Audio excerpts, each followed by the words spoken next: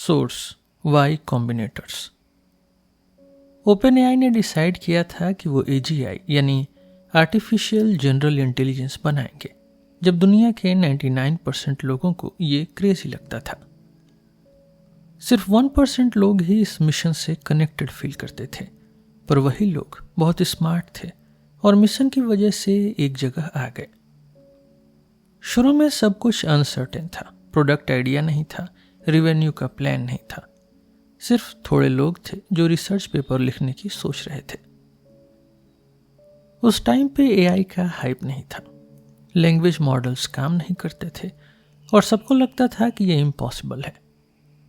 पर जब कोई नया, डिफिकल्ट और यूनिक काम करते हैं तो स्मार्ट लोग अट्रैक्ट हो जाते हैं क्योंकि दूसरे ऑप्शंस कम होते हैं। बड़ी चीजें हमेशा छोटे ग्रुप से शुरू होती हैं। कोई भी चीज पहले दिन से बड़ी नहीं होती। फोकस बस ये होना चाहिए कि क्या फ्यूचर में वो चीज बड़ी हो सकती है। ओपनएआई भी पहले सिर्फ 8 लोग थे, फिर 20 और क्लियर डायरेक्शन नहीं थी, बस रिसर्च का फोकस था। एडवाइस यही है कि ऐसे मार्केट या आइडिया पे काम करिए जहां पॉसिबिलिटी हो कि फ्यूचर में बड़ी चीज बन सकती है। बाकी तो बस एक एक स्टेप उठाना पड़ता है। सैम अल्टमैन कहते हैं कि आजकल एआई मॉडल्स की कैपेबिलिटी बहुत आगे बढ़ गई है, लेकिन लोग अभी भी उतने इनोवेटिव प्रोडक्ट्स नहीं बना रहे जितना पोटेंशियल है। एपीआईज का कॉस्ट तेजी से कम हो रहा है। ओपन सोर्स मॉडल्स भी आने वाले हैं जो लोगों को सरप्राइज कर देंगे। लोकल पे भी पावरफुल मॉडल्स चल सकेंगे। मॉडल कैपेबिलिटी एक नए लेवल पे चली गई है और अभी नई तरह के प्रोडक्ट्स बनाना पॉसिबल है, पर इनोवेशन अभी भी कम है। इस वक्त नए स्टार्टअप्स के लिए बेस्ट मौका है क्योंकि एआई मॉडल्स की रीजनिंग पावर और इंटरैक्शन स्टाइल बहुत अलग है। नया फीचर जैसे मेमोरी सैम का फेवरेट है क्योंकि अब एआई यूजर को समझ सकता है, याद रख सकता है, कनेक्ट कर सकता है यूजर की अलग चीजों से और प्रोएक्टिव हेल्प कर सकता है। फ्यूचर में एआई सिर्फ एक मैसेज का रिप्लाई नहीं करेगा, बल्कि बैकग्राउंड में हमेशा चल रहा होगा। यूजर को टाइमली हेल्प देगा, नई डिवाइसेस और सर्विसेज के साथ इंटीग्रेट हो जाएगा और एक एआई कंपेनियन की तरह हमेशा साथ रहेगा। मेमोरी का फीचर पहली बार यूजर्स को यह फील कराता है कि एआई एक कंपेनियन बन सकता है। हर मूवी जैसा एआई कंपेनियन अब धीरे धीरे रियलिटी बन रहा है। पहले मेमोरी फीचर आए, फिर बैकग्राउंड में रन करेगा, फिर जब नया डिवाइस आएगा तब ये और रियल लगेगा, पर सब ग्रेजुअल होगा, एकदम से नहीं। आज के टाइम में एआई के मॉडल्स की कैपेबिलिटीज बहुत आगे हैं। उनका यूज करके नए नए इनोवेशंस, नए प्रोडक्ट्स बनाना पॉसिबल है, पर अभी भी बहुत कुछ बनाया जा सकता है। कॉस्ट कम होती जा रही है, ओपन सोर्स मॉडल्स पावरफुल हो रहे हैं और एआई अब रियल डेटा के साथ इंटीग्रेट हो रहा है। इंडस्ट्री में आने का ये सबसे बेस्ट टाइम है।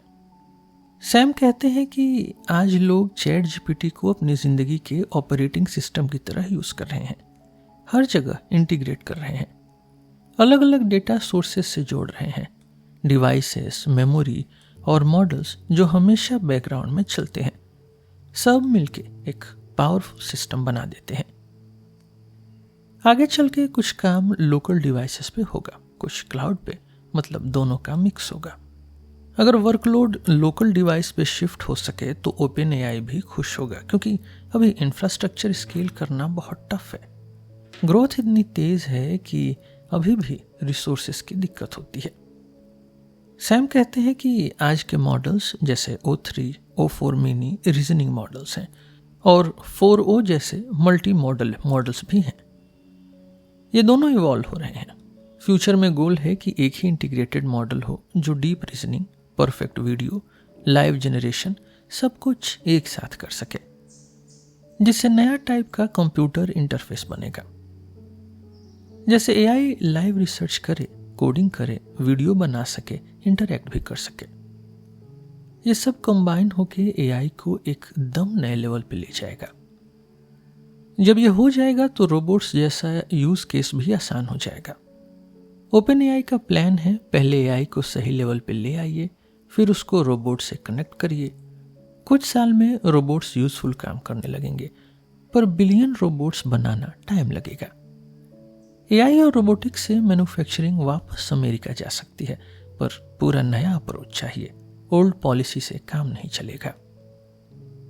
डिफेंसिबिलिटी पे सैम बोलते हैं कि कोई भी स्टार्टअप सिर्फ चैट जीपीटी जैसे असिस्टेंट बनाना स्टार्ट करे तो ओपन एआई के साथ compete करना मुश्किल है, क्योंकि उनका हेड स्टार्ट बड़ा है। पर एआई के बहुत ज्यादा और अलग यूज केसेस हैं। हर कोई वही कॉमन आइडिया ट्राई न करे। रियल इनोवेशन तब होती है जब आप कुछ अलग ट्राई करते हो, ना कि वही जो सब बना रहे हैं। सबसे स्ट्रांग कंपनीज वही बनती हैं जो अलग सोच के कुछ नया लाती हैं। पहले ओपन एआई के पास भी कोई सॉलिड डिफेंसिबिलिटी नहीं थी, सिर्फ प्रोडक्ट मार्केट में पहला था। फिर धीरे धीरे ब्रांड, मेमोरी, फीचर, कनेक्शंस और नए फीचर्स ने डिफेंसिबिलिटी दी। सैम ये भी कहते हैं कि कॉन्ट्रेरियन होना, मतलब सबसे अलग सोचना पर सही डायरेक्शन में, बहुत इंपॉर्टेंट है। पहले स्केलिंग लॉस पर सब मजाक उड़ाते थे, लेकिन ओपन एआई ने बिलीव किया और आज वो सच है। कन्विक्शन रखना मुश्किल है जब सब गलत बोलते हैं, पर यही डिफरेंस क्रिएट करता है। पुशबैक मिलती है, फेमस लोग भी गलत कहते हैं, पर अगर आप सही निकल गए तो वही बड़ी सक्सेस बन जाती है। जब आप किसी चीज पर पूरा लाइफ लगा रहे हैं और कोई स्मार्ट इंसान जिसको आप रिस्पेक्ट करते हैं कहता है कि आप गलत हैं, तो बहुत टफ लगता है। हर किसी के साथ ये होता है, पर समय के साथ आसान हो जाता है। बस हर बार गिर के फिर खड़े होना पड़ता है। अब बात आती है एआई एजेंट्स की, जिसे लेवल 3 एजीआई कहा जा रहा है। ये साल एजेंट का है। पहले चैट जीपीटी सिर्फ गूगल की तरह लगता था, पर अब आप एक टास्क दे सकते हैं, जैसे कोड लिखना या रिसर्च करना, और एजेंट काम करके पूरा प्रपोजल के साथ वापस आता है। ये एक जूनियर एम्प्लॉय जैसे काम करता है, जो कुछ घंटों में कंप्यूटर पे काम फिनिश करता है। फिर आप चेक करते हैं कि सही है या नहीं। दुनिया का बहुत सारा काम ऐसे छोटे चंक्स में होता है, और ये एआई एजेंट्स उस सब में हेल्प करेंगे। फ्यूचर में ह्यूमन कंप्यूटर इंटरफेस बदलने वाला है। साई-फाई में कॉन्सेप्ट सही था कि इंटरफेस एकदम गायब हो जाएगा। आप सिर्फ कंप्यूटर को बताएंगे क्या चाहिए और वो सब कुछ आपके लिए साइलेंटली कर देगा, बिना डिस्टर्ब किए। फोन अभी भी नोटिफिकेशंस और डिस्ट्रैक्शन से भरा है, पर फ्यूचर में इंटरफेस ऐसा होगा जो सिर्फ इंपॉर्टेंट चीजें ही सामने लाएगा, बाकी काम बैकग्राउंड में हो जाएगा। इसलिए बेस्ट डिजाइनर्स को लाया गया है, क्योंकि एआई से इंटरफेस का पूरा तरीका बदलने का मौका मिल रहा है, जैसे पहले कीबोर्ड, माउस या टच ने किया था। अब नए जनरेशन के कंप्यूटर इंटरफेसेस बनेंगे। आगे चलकर बिजनेस वर्ल्ड भी बदलने वाली है। आज के SaaS companies, software as a service, जो ट्रेडिशनल तरीके से सॉफ्टवेयर बनाती हैं, उनको अब सोचना होगा कि फ्यूचर में एलएलएम एजेंट ही इंटरफेस बन जाएगा और code just in time generate हो जाएगा जब यूजर को चाहिए होगा। ये सबको अफेक्ट करेगा, पर स्टार्टअप्स के पास मौका है कि वो तेज इटरेशन और लो कॉस्ट से आगे निकल सकें, क्योंकि बड़ी कंपनीज स्लो होती हैं। जब भी इंडस्ट्री का क्लॉक साइकिल ऐसे तेज चेंज होता है, स्टार्टअप्स जीतते हैं। इसलिए सबको नए तरीके सोचने चाहिए, डिफेंसिबिलिटी पर ध्यान देना चाहिए, पर हर किसी को ये चैलेंजेस मिलेंगे। सोसाइटी और टेक्नोलॉजी के बारे में सैम कहते हैं कि टेक्नोलॉजी का पूरा मकसद यही है कि एक आदमी पहले से ज्यादा कर सके। साइंस डिस्कवर करिए, टूल्स बनाइए, सोसाइटी को ऊपर उठाइए, ताकि हर इंसान पहले से ज्यादा वैल्यू क्रिएट कर सके। हर जनरेशन में टेक्नोलॉजी के नए टूल्स आते हैं जो एक नॉर्मल आदमी को पहले से ज्यादा कैपेबल बना देते हैं। अगर हम आज के आदमी को 100 या 1000 साल पहले वाले से कंपेयर करें, तो आज का इंसान बहुत ज्यादा काम कर सकता है, क्योंकि पिछले लोगों ने नए टूल्स, कंप्यूटर्स, इंटरनेट सब कुछ मिलकर बनाया है। आने वाले 10 साल पिछले 10 साल से अलग होंगे, क्योंकि अब एक आदमी या छोटी टीम भी बहुत बड़ा काम कर सकती है। क्योंकि कोऑर्डिनेशन का कॉस्ट कम हो जाएगा। जब सबको ज़्यादा नॉलेज, टूल्स, रिसोर्सेस मिलेंगे तो सिर्फ थोड़ा सा नहीं बल्कि पूरी दुनिया में काम करने का तरीका बदल जाएगा। क्वालिटी और सेटिस्फैक्शन भी बढ़ जाएगा। ओपन एआई का भी काम कुछ लोगों ने मिलकर किया, पर यह भी पुरानी जनरेशन की मेहनत का रिजल्ट है।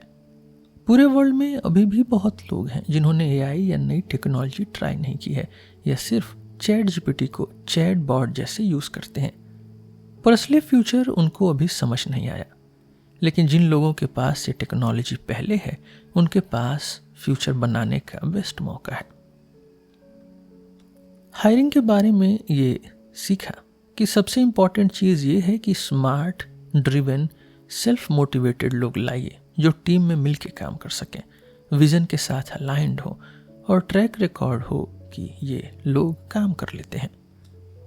रिज्यूमे, कॉलेज या बड़ी कंपनी का नाम इंपॉर्टेंट नहीं है, असली काम देखना चाहिए कि ये बंदे ने क्या बनाया है, कैसे सोचता है, प्रॉब्लम सॉल्व करता है। अर्ली स्टेज स्टार्टअप में यंग, स्क्रैपी काम करने वाले लोग बेस्ट होते हैं। एक्सपीरियंस वाले सीनियर एडमिन्स बाद में काम आते हैं। मेन एडवाइस ये है कि higher for slope not Y intercept, मतलब फ्यूचर ग्रोथ पोटेंशियल देखिए, सिर्फ शुरुआत की हाइट नहीं। सैम आगे कहते हैं कि सीईओ बनना आसान नहीं है, एक एक चैलेंज मुश्किल नहीं, पर सारी प्रॉब्लम्स एक साथ मैनेज करनी पड़ती है। बड़ी बड़ी कंपनीज कम्पीट कर रही हैं, एक डिसीजन से दूसरे अनरिलेटेड डिसीजन पे जंप करना पड़ता है, हर चीज़ का प्रेशर ज़्यादा है। अगले 10 से 20 साल में एआई से अनइमेजिनेबल सुपर इंटेलिजेंस आ जाएगी अगर सब सही रहा तो। सैम को एआई फॉर साइंस सबसे एक्साइटिंग लगती है क्योंकि असली प्रोग्रेस नई साइंटिफिक डिस्कवरी से होती है, और एआई अगर साइंस की स्पीड बढ़ा दे तो दुनिया में सबकी लाइफ बहुत बेहतर हो जाएगी।